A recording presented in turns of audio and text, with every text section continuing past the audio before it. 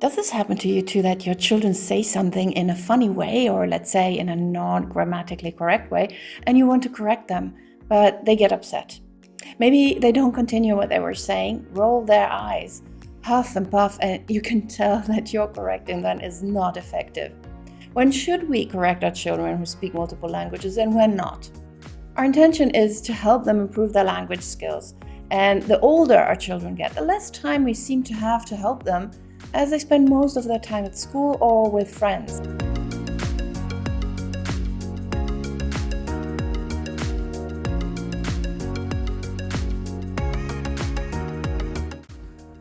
Welcome to Activities for Multilingual Families, where we share ideas to help you foster your languages in a fun and compelling way.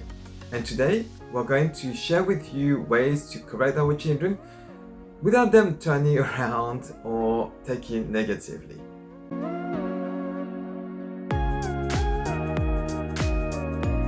When our children speak multiple languages, it can happen that they mix their languages or that they just make grammatical mistakes.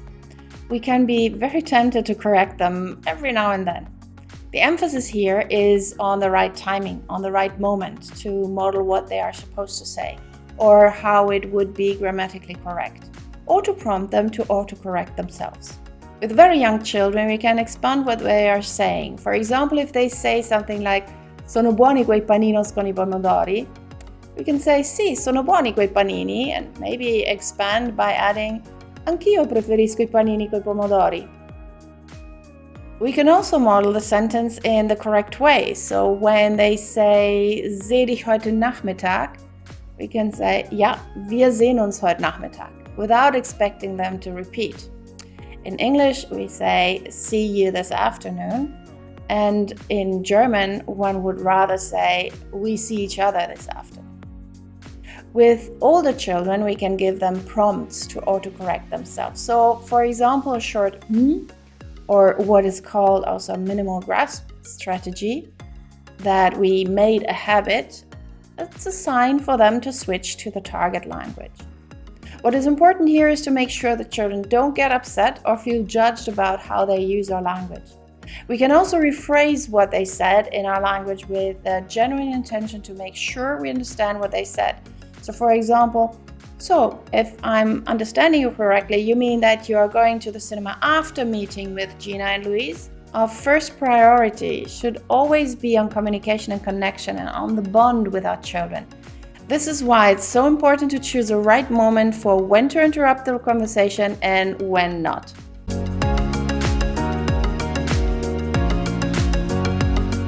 If we correct our children at the wrong moment, it will sound like we care more about how they speak rather than what they want to tell us. It can appear as if we're not listening to them.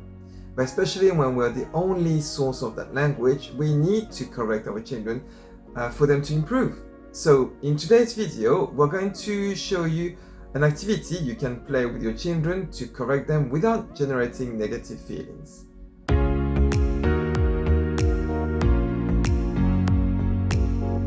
The game is called the Narrator's game, and it consists in your child narrating the story and you acting it out.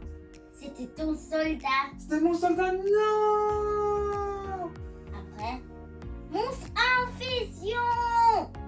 Monstre, infusion? Fusion des monstres? Oui. Les monstres, ils se fusionnent ensemble? C'est des grands, c'est des petits? C'est des petits.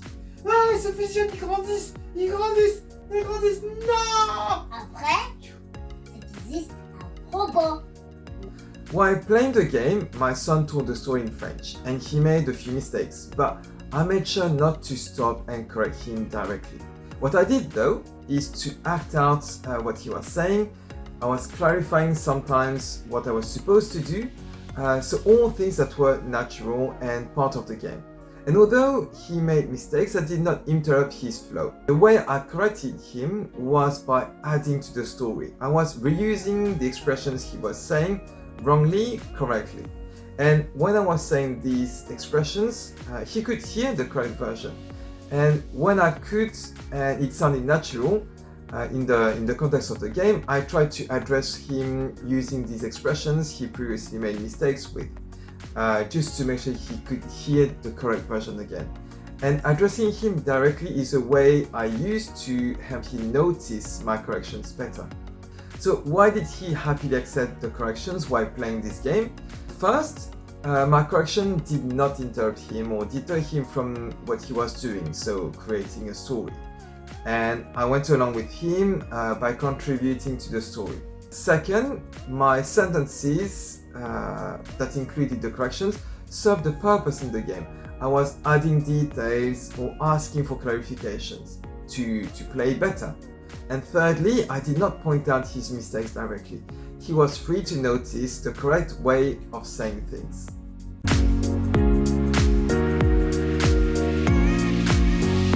These guidelines shouldn't only be followed while playing the narrator's game. They can and should be followed in our everyday interactions with our children too.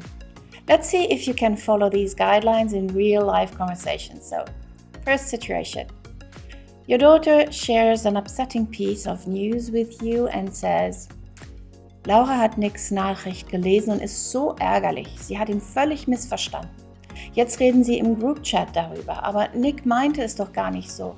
Sie dreht seine Wörter um. What would you say? The correct way to say she twisted his words in German would have been sie hat ihm die Wörter im Mund herumgedreht, so slightly different. But one can still understand what she means, so it's a detail. She's obviously upset, so it's not the right time to correct any mistakes or uncertainty. So letting it go and be there for your child is, in this kind of situation, much more important. The second situation is actually something that happened recently. And my son came back from school and he said, Papa, vendredi on va aller à le musée de l'histoire. So here, if you speak French, you have noticed that there is a mistake. He said à le musée instead of au musée. And musée de l'histoire, there is also a small mistake, but it can be ambiguous because histoire in French can both mean history and story. So I didn't know if he meant, for example, the Natural History Museum, or if he meant the Museum of Stories. So we have a Discovery Story Center in London, so both exist. So I didn't know where he was going. So what I did is that I ignored the mistake of le that he should have said au, but I tried to clarify the conversation. So I said, do you mean history as in the old things, or you're going to visit a place where the old things? Or you're going to a museum where they talk about stories like you read in the books. And he clarified, and it turned out that he was going to visit the Discovery Story Center that we have in London. So at that time he made an effort to even translate the name of the museum into French that he had actually just heard in English. So I wasn't going to tell him, oh, that's not how you say it. I tried to carry on the conversation, ignore the mistakes that were not that were not very useful to clarify, but I wanted to clarify the meaning of what he was saying. So again, having a natural conversation, expose him to the correct way of saying it by saying it myself, so that he could take the correction more positively. And yeah, just to remind as well that there are mistakes that are going to take a lot of time, a lot of exposures before being corrected by your child. So don't insist too much on them, don't focus on them, and make sure you expose your child enough to the right version. Situation number 3. At the dinner table, your daughter tells you, das war so einfach, echt ein Kuchenstück. How would you react? You could laugh and say, oh, du meinst ein Kinderspiel. She translated, it's a piece of cake, literally, into German. But in German, something easy is not a piece of cake, but a child's play. It's actually a fun and interesting mistake, don't you think? If our children understand that our laughing is not meant in a judgmental way, but is a genuine reaction to a fun moment, it's okay to laugh at some mistakes. And I wouldn't even call them mistakes, but alternative solution that may need some explanation every now and then. When we laugh with our children, not at them, and do the same and accept the same for our own mistakes or mishaps, the focus is not on the person, the mistake, but the other way to say things from the perspective of an attentive and curious listener. So, if we learn to laugh at our mistakes and that it's okay to do so without hurting someone else's feelings, it can make the correction a fun memory. For more details and concrete examples of games to make speaking fun, make sure to check our books, The Parent's Guide for Raising Multiliterate Children and The Toolbox for Multilingual Families. You'll find the links in the description below. Let us know if you found this tip helpful and if you use any other strategies to correct your child in a positive way. And please, if you haven't done so yet, subscribe to our channel to be notified when we publish a new video. Have fun with your languages. Divertiti con le tue lingue. 언어와 재밌게 노시길 바래요.